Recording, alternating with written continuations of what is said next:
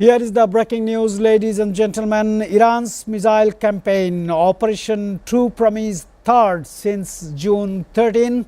Iran has launched multiple waves of ballistic missiles and drones towards Israel. Today's pre-dawn barrage of struck Tel Aviv and Haifa. At least 5 more Israelis killed and raising Israel's death toll to around 18 since Friday, over 100 injured.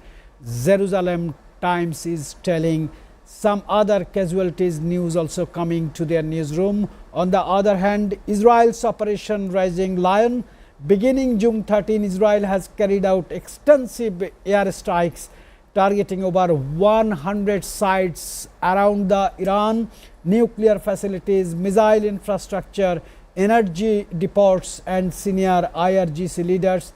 Among those killed were General Amir Ali, head of the IRGC Aerospace Force. Ladies and gentlemen, welcome to SATV's International Affairs show. I'm Rashid Kanchan, live from SATV studio, and I have our international affairs commentator Mr. Shamsul Alam Pantho with me at studio, and from Delhi we have in connection one of the very senior journalists who has multiple war coverage experience, including Iraq war in 2003. He is joining from Delhi.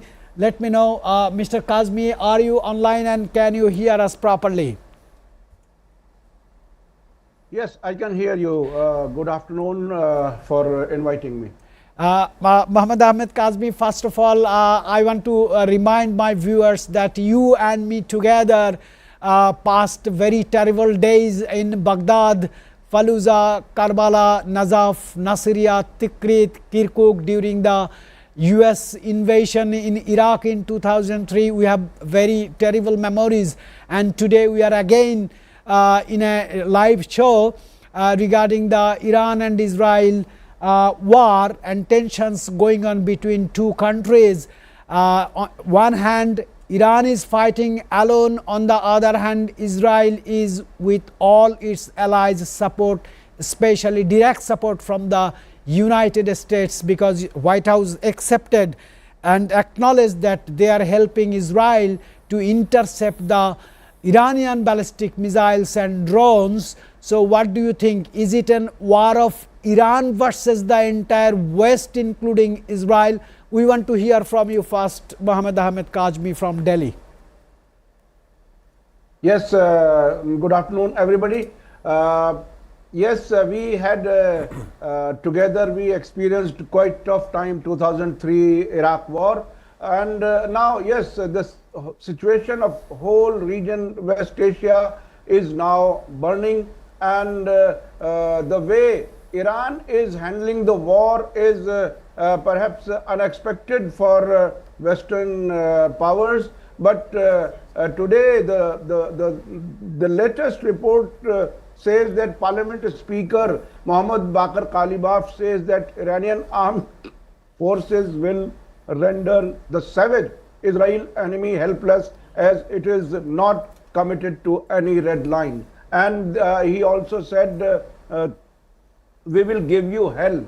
So the things are changing very fast, and Israel, yes, they have succeeded in killing some of the senior military leadership, but the will power of Iranians, the people who are on the crossroads, on the crossings all over Tehran and several other cities, indicates that people are very much involved, and they want the last fight with Israel. The Iranian official says that we will continue the war till the end of this Zionist entity. So that is what commitment shows, and the way they have rendered Israelis helpless in Haifa, in Tel Aviv, and most places. So it was not expected by any Western power. Yes.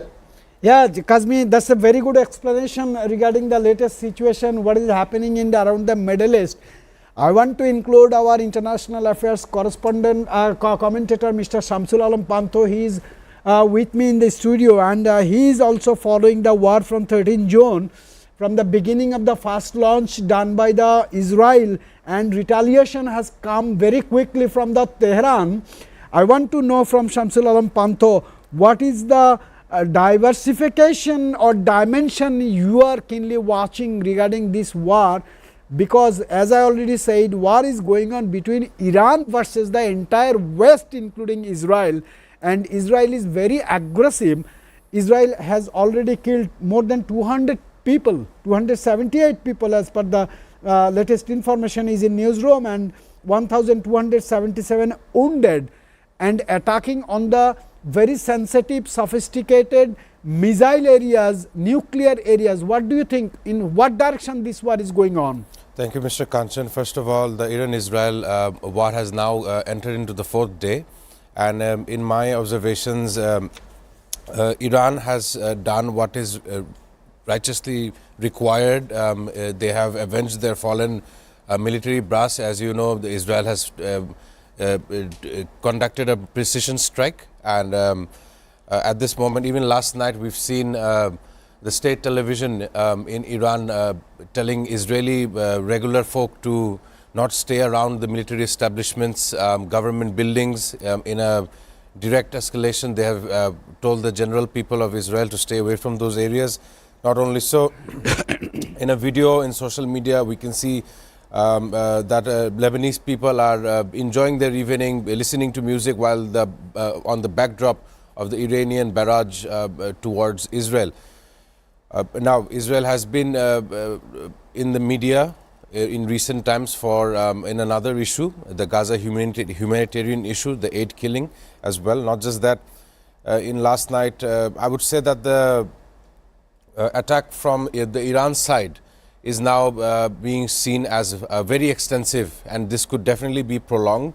Of course, technological advancements are now more shifted towards the Israeli side. However, Iran has been successfully targeting multiple locations in Israel and is definitely avenging their fallen comrades. So this is a good explanation as well. I want to again draw the attention of Muhammad Ahmed Kazmi, who is a very well known as a war reporter. He has vast experience in Middle East issues. Kazmi, I just want to know that Israel is taking all advantages from almost 23 US airways nearing bordering the Iran, but Iran has to fly from far from Iran to Israel to attack. What do you think, why US airways are giving facilities to Israel in the name of refueling? I again tell you, in the name of refueling, US airbases are giving all facilities to Israel to attack on Iran. Isn't it the direct engagement of United States with the war with Israel to Iran? Yes, US is fully cooperating from the day 1, October 7th October 2023, and till date on every operation against Gaza, against Lebanon, against even Syria, everywhere America, USA is supporting Israeli war attacks. And recently they tried to mislead the people, especially Iran, saying that we will remain away from the war. But Donald Trump has clearly said that before starting the war, he was informed just 3 days before the Friday attack. There was a telephone call between Netanyahu and Donald Trump. And of course, these bases in the region are serving the Israeli forces. They have already hit Mashhad airport, where Iranian refueling jet was parked 2,300 kilometers away from Israel. So yes, US is directly involved, and God knows how Iran will react, but till date, Iran has already cleared that we will hit the bases, American bases, and especially 2 days back, they said that UK, France, their bases will also be hit if they continue supporting Israel. So war may escalate to the region where these Arab sitting ducks are there. They have been supporting Israel in Gaza crimes by opening their road transport routes, UAE, Saudi Arabia, Jordan, and yesterday also Jordanians tried to stop Iranian attack on Israel. So all these countries are somehow directly or indirectly involved, providing their airspace, providing American bases working against Iran. I think that things will go out of control maybe very soon. Yeah, very clear description you have given about the Iran's position. Iran is not actually getting direct help from any Arabian countries, including Iraq, including Jordan, Saudi Arabia and other Gulf countries. I want to go to our international affairs commentator Shamsul Alam Pantho. Before entering into this live show, I was watching Fox News. They are very proudly claiming that regarding the US stance on this particular conflict. They said President Trump now involved, expressing hope for a deal between Iran and Israel. He was actually in his previous statement says that United States wants to come into a nuclear deal with Iran. So it is a two version we have got, claiming he vetoed an Israeli plan to assassinate Iran's supreme leader. Veto is enough, or he should come for an action. Why Israel is thinking or planning to kill such an Islamic cleric who is a top supreme leader of a nation? What kind of war it is to kill the top person of the nation? What do you think? Is this a brutal Israeli plan supporting by the United States openly? Thank you, Mr. Kanchan. I will begin by saying information from yesterday. Tehran found some Mossad spies in the capital and some of the lorries with Israeli drones. So Iran is now cracking down upon the internal issues which are helping the Israeli side in this war. Not just that, there was an Israeli plan to eliminate Ali Khamenei, the supreme leader of Iran. And Donald Trump, as you know, he is a businessman turned politician. He is trying his level best to stay out of this war and to go into a 6th round of talk, which was supposed to be held yesterday, which was definitely cancelled. At this moment, if the US initiates open retaliation in the Middle East, it will act like a galvanization. It will be a catalyst to a further enlarged conflict.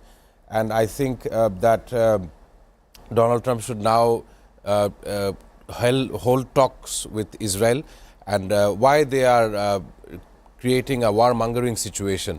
As you know, they have been fighting the H blocks, Hamas, Hezbollah, for many Houthis as well. They are, of course, other defense factions backed up by the Iranian regime. However, at this moment, the situation remains very volatile. Any moment this can turn into a much larger, grander scheme of war. International markets may be crashing down into the Middle East. And as far as I know, that Donald Trump usually shares what he wants to share on his social media platform called Truth Social. Yeah.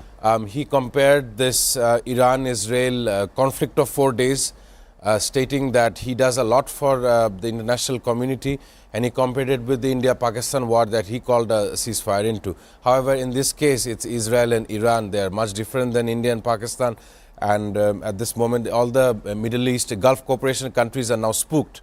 They are wondering whether they should engage in a full-scale war with Iran, or if not, Israel.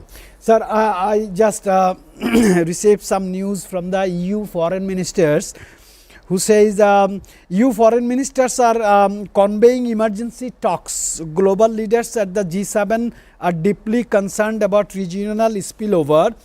My question to Mohammed Ahmed Kazmi will be, you already mentioned that you are feeling that escalation risk in the entire region, but still we don't find any Arabian countries including Saudi Arabia, Jordan, Syria, Iraq or other countries like UAE, Qatar, the superpowers in Middle East.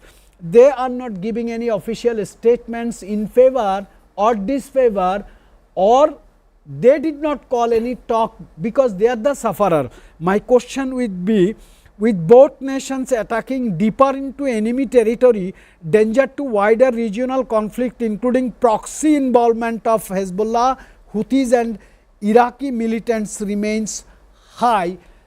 Israel has to face many front of wars, in Lebanon with Hezbollah, in Gaza with Hamas, in Yemen with Houthi and Iraqi militants including Iran.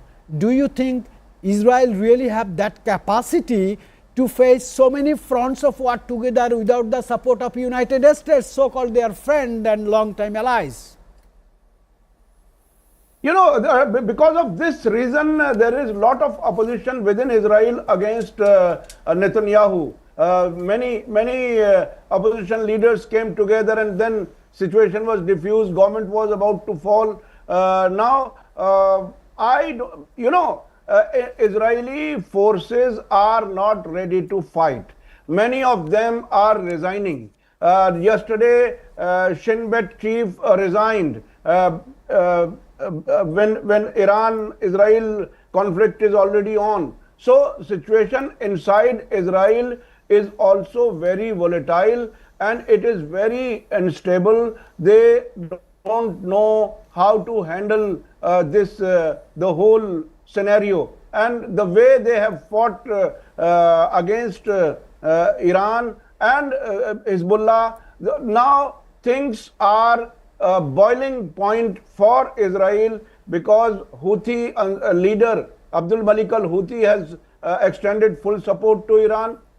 They will continue supporting. They will continue supporting Gaza people hitting Israel. So things are not easy for America, for Israel. And let me remind you, the readers, the viewers of SATV, that immediately after Islamic Revolution succeeded in 1979, 1980, USA provoked Saddam Hussein to start a war against Iran. That war continued for 8 years. It was a nascent time, very early time after Islamic Revolution. They fought it very well for 8 years, and the number of countries today they are against Iran almost the same. Even that time Soviet Union was also supporting Saddam Hussein. So they have fought that early 8 years of war. Now they are much stronger. And let me tell you, let me remind, 2 weeks back Donald Trump was asking his own defense experts, create UAVs, drones like what Iran is making, cheap and working very well. So Iran has developed its defense industry, and it is self-reliant, and even supporting arms to Russia, to many other countries. At least 50 countries either buying the arms from Iran, or they are in queue to buy the Iranian warfare. So this is the situation. It's not easy. It is not Iraq. It is not Afghanistan. It is not Libya. Iran has proved it is very strong the way it is attacking Israel, the occupied territories. It has shown its willingness to continue. And of course, you will agree that according to geographical location and according to the diversity of its landscape in Iran, Iran did not have any history. No power defeated Iran in the history of almost 1000 years. Mohammad Ahmed Kazmi, I know you are very expert on this war issue. We will definitely discuss on the comparison, military comparison between Iran and Israel. We'll discuss about the diplomatic move from different sides, especially from Kremlin, I mean Russia, Beijing and Turkey. But before that, I want to remind you one thing. I think you can remember George W. Bush started war against Saddam Hussein, claiming that Saddam has developed WMD, weapons of mass destruction.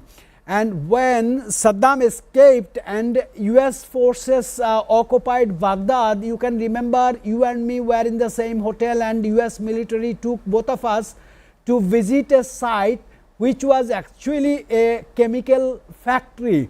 I still remember you and me were there, and Mr. Hans Blix, we visited that factory. Yeah, Mr. Hans Blix of United Nations arms inspector, he says that there is no chances of WMD, weapons of mass destruction.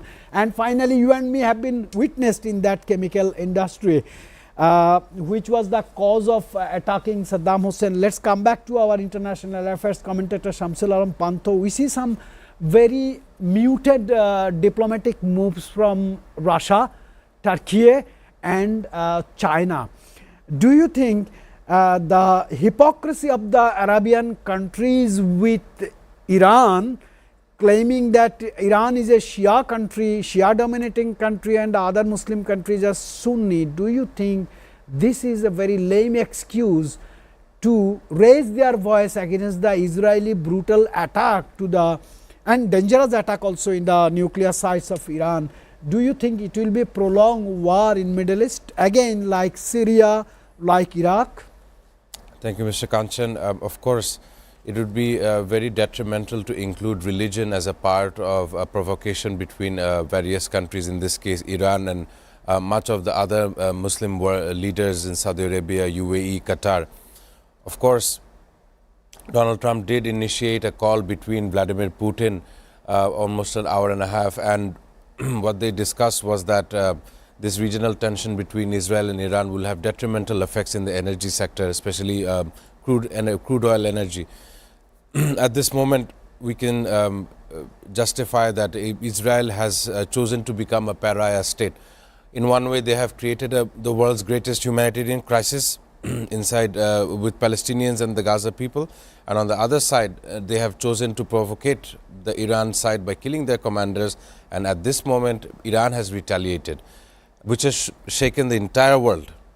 Currently, much of the Chinese Communist Party, the Russians Kremlin, Turkey's Erdogan's Turkey, they are all hosting support for the Iran side, as they see that Iranians has absolutely all the rights to protect their borders, one, two, to avenge their fallen military brass, and also Iran does have the right to enrich nuclear weapons, be it so also nuclear energy as well.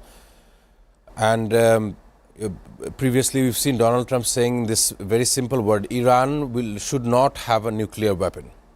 This very statement by Donald Trump has made sure of the Iranian side the call for nationalism has grown inside Iran.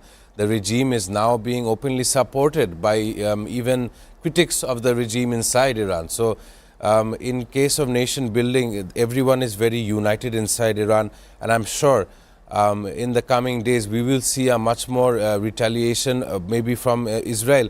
But Iranians, as you've mentioned before, they have never succumbed to a war loss. They have always succeeded in the end. And I'm sure that the Iranian Revolutionary Guard Corps, the IRGC, is in a very powerful stance after the leaders have been killed. Yesterday, I've said in this show before that they released a media statement for innocent Israelis to move out from government buildings, nearby military facilities. So this is another format of war. They are telling ahead of an attack to minimize civilian casualties and to maximize infrastructure development, attack on infrastructure. Very well said. I'm sure Kazmi and me and you will have a debate, soft hypothetical debate on the military capacity of these two countries. But the question is that the direct shameless support from United States to Israel will create more difficulties in Middle East.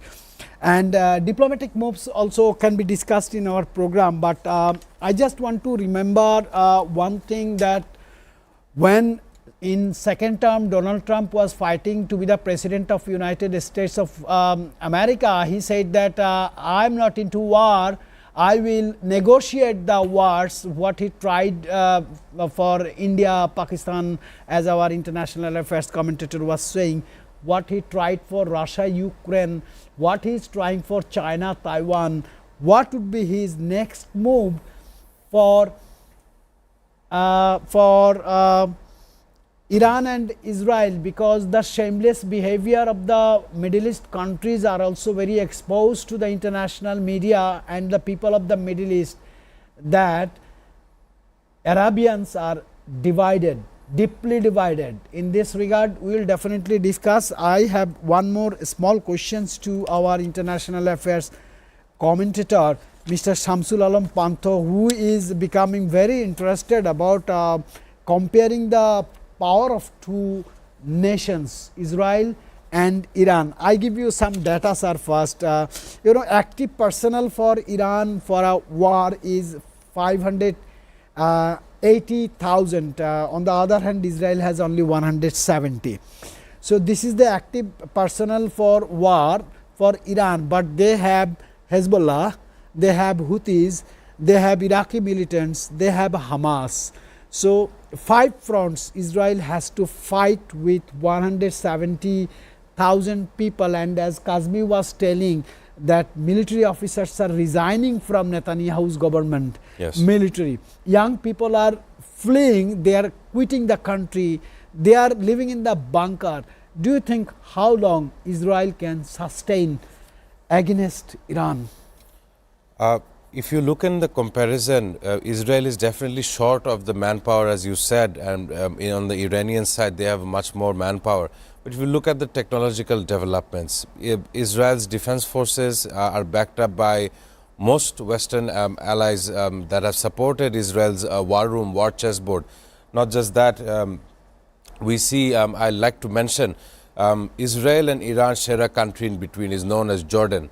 In this 4-day escalation, we've seen multiple times that the Jordanian defense forces have been shooting down Iranian ballistic missiles, which would further decimate areas in Israel.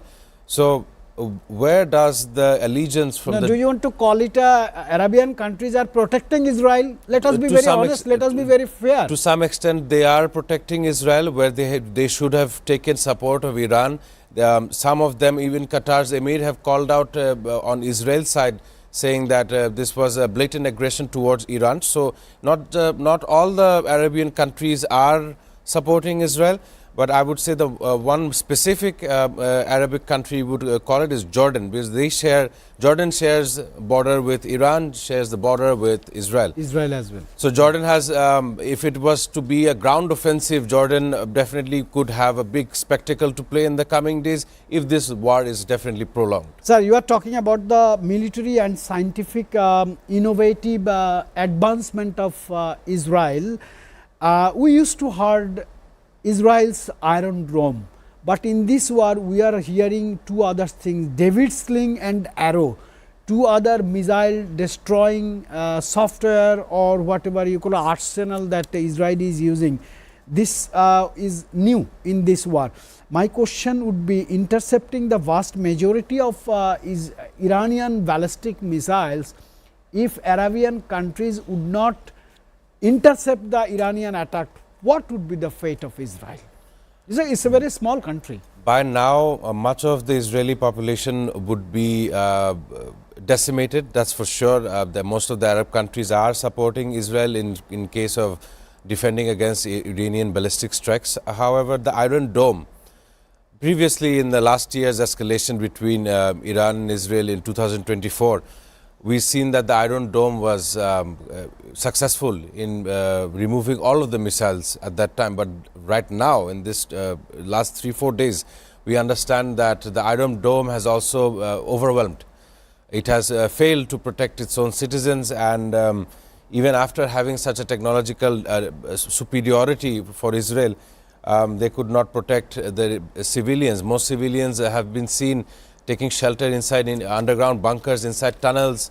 Most of the underground metro station in Israel will be now working as a shelter.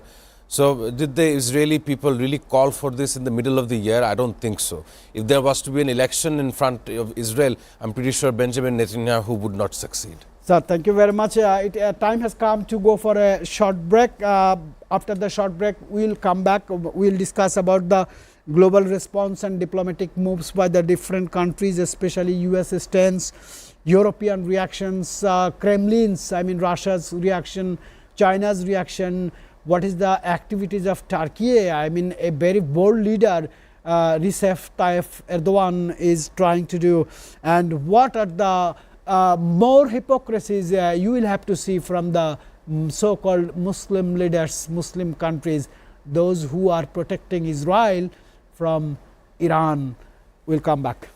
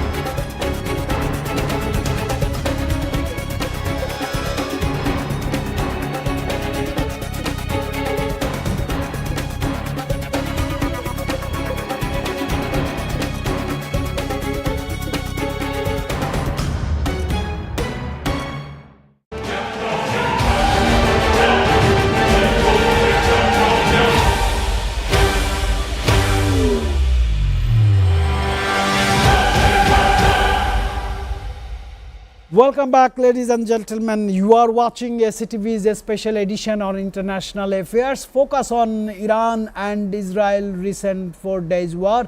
Still dirty war is going on. Civilians are died, and both the parties, I mean both the countries, are giving different statements. Mohammad Ahmed Kazmi, you are a very senior journalist and you study a lot about the war. Yesterday, one statement from Benjamin Netanyahu has really stopped the thinking process of the Western leaders that he has a plan to kill the Iranian supreme leader and to change the regime. Do you think, according to the Geneva Convention 1953, according to the first convention of United Nations in 1948, any country has right to talk about the regime changing of other countries? Yes, you know, Israel was the one, Netanyahu was the one who gave a list of 6 countries for regime change. That included Libya, Syria, Lebanon, Iraq and Iran, and perhaps Morocco. So they always want countries with their suitable governments. So they have this agenda for long.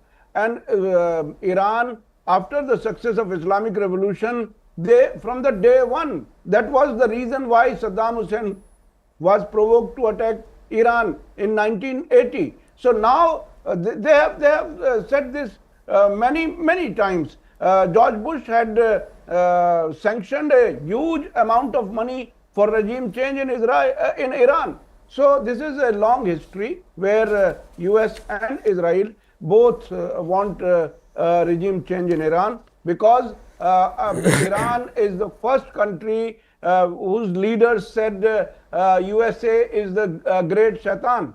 And they also say that Israel is the cancerous tumor. It should be removed from this region. So they are also clear their policies towards Israel and America. So they really wish to change the Iranian government, but they have been failing for many years. So it was not shocking for me. But attacking Supreme Leader Ayatollah Khamenei, then there was a news item in Israeli media quoting a Western-backed Iran international news outlet in London, saying that Ayatollah Khamenei is shifted to some other place for security reasons. Do you remember last some months before, when there was a possibility of escalation and threats, Ayatollah Khamenei chose to lead Friday prayer in Musalla, Tehran, which is a huge public place, well-known spot.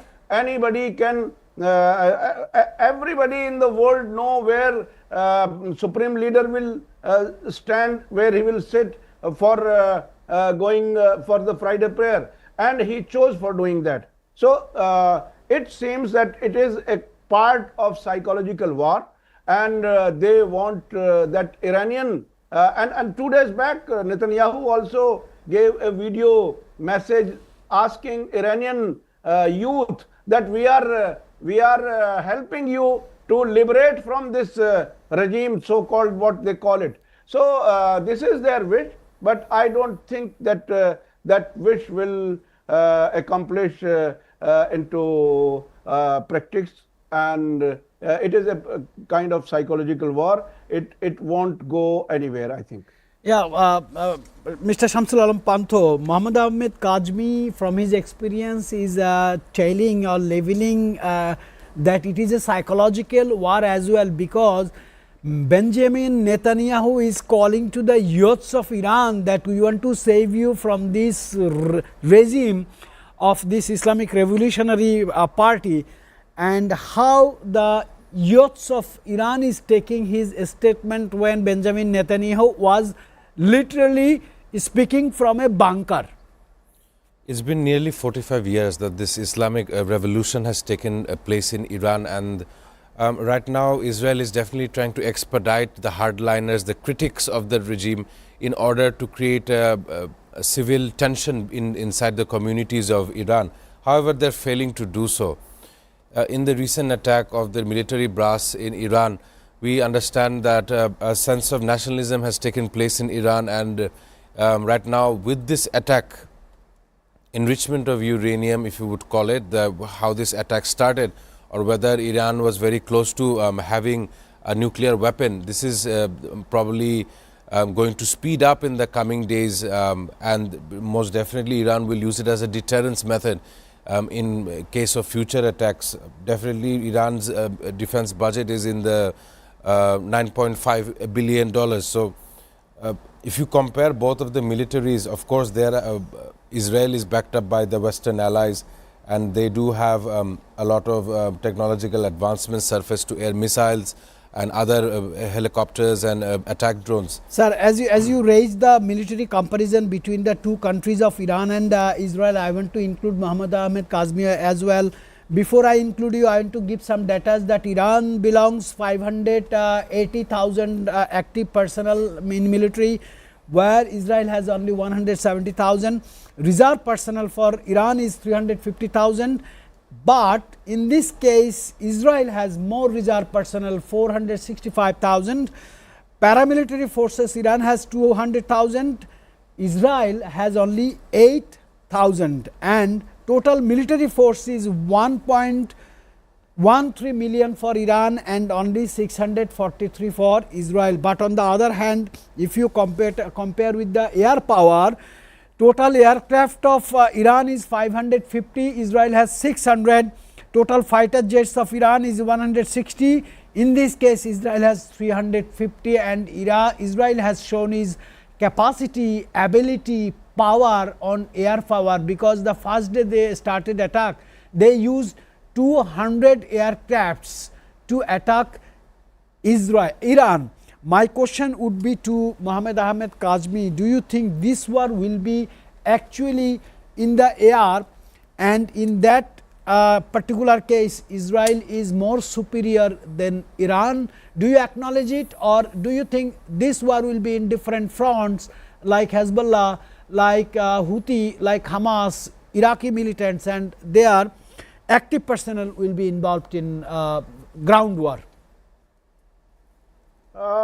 Yes, to some extent, air power, when you talk about jet fighters, Israel might be in a better position, but the hypersonic missiles and the drones Iran has developed, which is unmatched. And let me tell you, only weapons do not fight the war. The personnel, the soldiers fight the war. And you see Israeli soldiers are not willing to fight. They are a good number of their soldiers are in post-trauma situation. They are being treated. And here in Iran, you find people, these soldiers are ready to die, ready to sacrifice their lives. So this is a huge difference.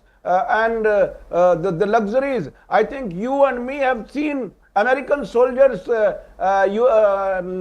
taking burgers and coke with a gun on their soldier. So, but here the Iranians or the other countries in the region, especially the Hezbollah or Hamas or Houthi, you see the Ansarullah soldiers, they perhaps do not have 2 times good meal, and they are fighting to the level where Trump has decided to withdraw this aircraft carrier from Red Sea. So there is a lot of vigor and enthusiasm and readiness to war among the Iranian soldiers, which is lacking in Israeli side. And geographically, Iran is a huge country where Israel is an occupying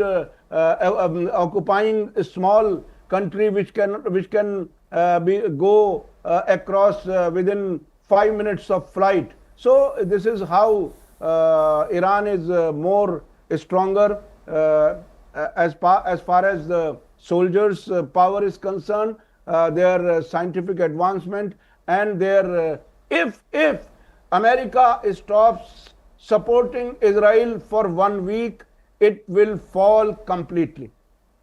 And thank you very much, Mohammed Ahmed Kazmi. Before I want to go to Mr. Shamsul Alam Pantho, SATV's international affairs commentator, and I want to remind you one speech from John Kerry, who was fighting for the presidential election in 2004 against George W. Bush Jr. and who became the state affairs secretary during the Barack Obama's second term. He says that one day Hezbollah will march to Washington. He says one day Houthi will march to Washington. He says one day Hamas will march to Washington. Don't you think that speech was an indication that America is very serious to control Hezbollah, Hamas, Houthis, Iraqi militants, Irani Shias or Revolutionary Guards to protect United States itself? Thank you, Mr. Kanchan. I am definitely, I was hearing Mr. Kazmi saying that without American support, Israel would cease to exist within a matter of days. It is true how America has used this opportunity in the Middle East. It has seen that there has been a change of conflict of interest between the countries in the Middle East. Last month, Donald Trump had armed most of the Arab nations in a $5 trillion movement. Definitely Donald Trump's administration had some kind of knowledge about this movement. Not just that, even last week a voluntary move back of some of the troops from Middle East have chosen to come back to the US, noting that they had intelligence reports of this Israeli attack in Iran. So the conflict here being America can choose to create a ceasefire situation. We've seen it in the India-Pakistan war. We've also seen it in the Ukraine-Russia war. America wasn't delaying it, delaying the ceasefire talk at all. But in this case, we see specifically they are openly showing support for Israel, nor they are also condemning the attack and calling for a ceasefire. They are stuck in a crossroads between this event. Of course, America, as you know, they have a notion of thinking that they run most of the decision making and policy making in this planet as of today. But that kind of American white supremacy, I spoke about it yesterday with my panelists as well. Even they has commented saying that that kind of thinking that we previously had has now been shifted due to technological developments. We see the dragon of Asia, China, trying to play an active role in global governance. Of course, what kind of markets which would be affected if this war would prolong? Definitely aviation would be affected. The airspace between Middle East has been closed. All the major flights from Dubai and Doha are now having to transfer through other nations. The cost of fuel and fossil fuel crude oil will go up. This will have detrimental effects, as every nation has already feared or fared from the effects of the Ukraine-Russia war. This will definitely add on to Sir, the more economical woes. I just will have a very dangerous question in this dangerous situation, because I have a data here that with Iran, they have 3,000 ballistic missiles. On the other hand, Israel has ballistic missiles which is called Jericho III, and with nuclear capability. In other information, nuclear weapons, not officially confirmed how many nuclear weapons that Iran belong, but Israel has 90 to 200 warheads, which is undeclared policy, but one of the organization from France, they have declared this number. My last question to Mohammed Ahmed Kazmi, that very hypothetical question, of course, and the people wants to hear it. If this war goes, Iran or Israel, which country is going to win, which country is going to lose? I know this is a very hypothetical question at this stage of 4 days. Yes, of course it is hypothetical question, but this is a question when everybody is thinking and asking for himself. And the whole world will definitely suffer out of this escalation for different ways. The only thing is, this is as you have very rightly said in the beginning, that Iran is fighting war with whole Western nations. So they are supporting with the weapons, with everything, intelligence, and we have seen refueling aircrafts from their bases. So if Iran fights and continues fighting, of course Israeli resources will definitely exhaust. But Iran, having said all that, Iran has a capacity of soldiers and weapons which can continue for years. As I told you before, even Houthi Ansarullah in Yemen, Hezbollah in Lebanon, they disconnect from Iran as they have disconnected by removing Bashar al-Assad in Syria. My sources in Iran says that they can continue independently for years. So similarly, Iran has got its own weaponry, and I remember some 2 months back when they revealed underground missile city, one of their top brasses said that if we reveal all our this kind of facilities, it will every week once, it will take at least 2 years. So I'm quite sure that Iran has prepared itself, considering that the whole region, the enemies are all around, and they have to sustain themselves with the difficult geographical situation where American bases are all around. Moreover, there are certain people who say that these American bases, to some extent, it is understood that it is a strength for Americans, but it can be, and it can prove to be weakness for the Americans if Iran start retaliating on these bases. Mohammad Ahmed Kazmi, your words, your information, your sources are just fantastic in the terms of journalism. We are in the same field. I have great respect for your journalism. I have seen your dedication, and thank you very, very much on behalf of the top management of the SATV, one of the finest and full HD television in Bangladesh, for your contribution with us. We will really, really appreciate you, sir. Thank you very much. Wish you a great day. Thanks. As you are hearing, I have the same questions for you, Mr. Shamsul Alam Pantho. If the war prolongs, Mohammad Azmi took aside with Iran that he has information that Iran has a long preparation to go for a long-term fight. But Israel is a small country. Israel is with a limited number of population, but they have huge number of supports.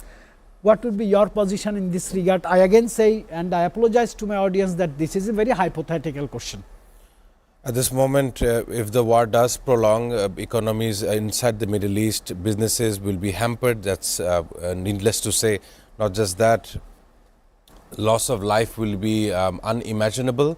And I would say that the Israeli aggression towards the Palestinians has now provoked almost every Muslim nation in order to attack Israel. So definitely, if this war prolongs, a loss of life will be massive, and the world economy shall be shaken. So we will try to see whether this time around the US can hold a ceasefire or not.